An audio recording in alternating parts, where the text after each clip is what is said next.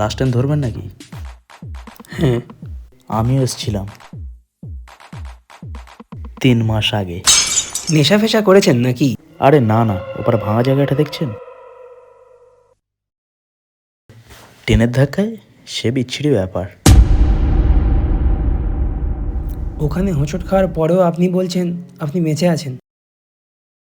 বেঁচে আছি কে বলল? এই, আপনি মজা করছেন? আপনি ভয় পাচ্ছেন?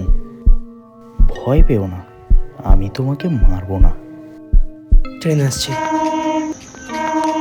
দাদা, এটা থ্রো ট্রেন, লাস্ট ট্রেন আসতে 15 মিনিট বাকি আছে।